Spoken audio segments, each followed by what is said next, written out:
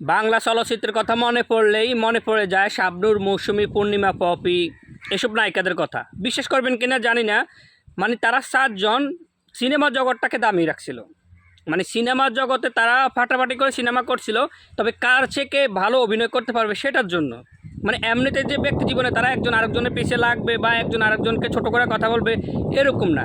হ্যাঁ, তারা সিনেমা জগতে কে কার চেয়ে ভালো অভিনয় করতে পারবে সেটার দিক দিয়ে একজন আরেকজনের চেয়ে বেশি ভালো হওয়ার চেষ্টা করছিল। কার অভিনয় যে কত বেশি ভালো করতে পারবে সেটা হওয়ার চেষ্টা করছিল। সেখান থেকে শাবনূরের নামটা প্রথমে আসে, কারণ না শাবনূর এমন একজন গুণী অভিনেত্রী ছিল, তার অভিনয়ের কথা সর্বপ্রথম আসবে। তারপর হচ্ছে অন্য নায়িকা শাবনূর, মৌসুমী, পূর্ণিমা, পপি এদের কথাই সবচেয়ে আগে আসে যদি বাংলা সিনেমার কথা মনে পড়ে যায়। তো সেখানে কিন্তু অপু বিশ্বাসের নামটা আসার কথা ছিল, কেননা সে সময় কিন্তু অপু বিশ্বাসও আসছিল। শাবনূর, মৌসুমী, পূর্ণিমা, পপি, তারপরে কিন্তু অপু বিশ্বাসের নামটাও থাকার কথা ছিল।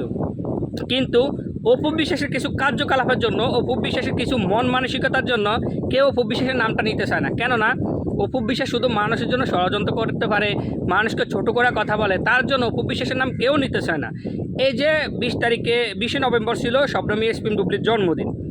এই জন্মদিনকে কেন্দ্র করে গতকালকে অপু বিশ্বাস একটা পোস্ট করছে যে বিশ্ব টয়লেট দিবস, মানে সে নাকি দেরিতে পোস্ট করছে, তার জন্য সে 20 নভেম্বরকে কেন্দ্র করে টয়লেট দিবসের একটা পোস্ট করছে। সেদিন কিন্তু আবার শাকিব খানও টয়লেট দিবসের উদযাপন করছিল বা কিছু কথা বলছিল। অপু বিশ্বাস কিন্তু এখানে একটু চালাকি চালছে, এখানে শাকিব খানকেও ছোট করছে, বুবলিকেও ছোট করছে। আপনারা কিন্তু একটু খেয়াল রাখেন, শাকিব খানকেও ছোট করছে, আবার বুবলিকেও ছোট করছে।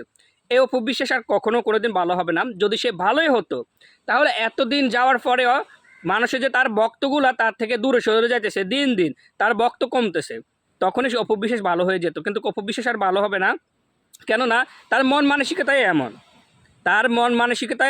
যদি তার মন মানসিকতা ভালো হতো, যদি সে বুঝতে পারতো, যদি তার সঠিক সে বুদ্ধিটা থাকতো, তাহলে সে চিন্তা করতো না। সে যেভাবে ভাবতেছে সে সেভাবে দিন যাপন করতেছে, আমি যেভাবে ভাবতেছি আমি আমার মতো দিন যাপন করি।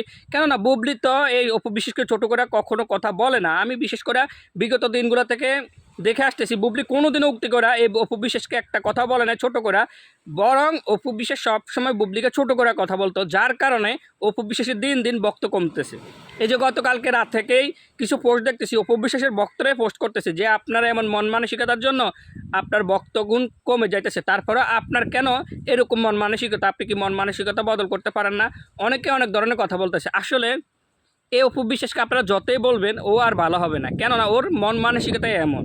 ও একটা কথা আছে না, শিক্ষার অভাব থাকলে যা হয়। এখন তো অনেকেই বলতেছে, শুধু আমি বলতেছি যে অপু বিশ্বাসের শিক্ষার অভাব এমনটা না, অনেকেই তো বলতেছে অপু বিশ্বাসের শিক্ষার অভাব। না হলে সে 20 নভেম্বরকে কেন্দ্র করে গতকালকে রাত্রে সে পোস্ট করছে। 20 নভেম্বরকে কেন্দ্র করে সে গতকালকে রাত্রে টয়লেট দিবসের একটা পোস্ট করছে।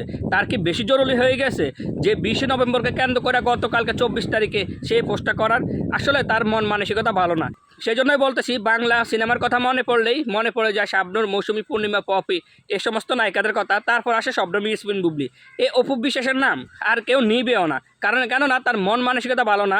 যদি মন মানসিকতা ভালো হতো তাহলে তার ভক্তরা দিন দিন বাড়তো, কিন্তু তার ভক্তগণ বাড়তেছে না, বরং কমতেছে।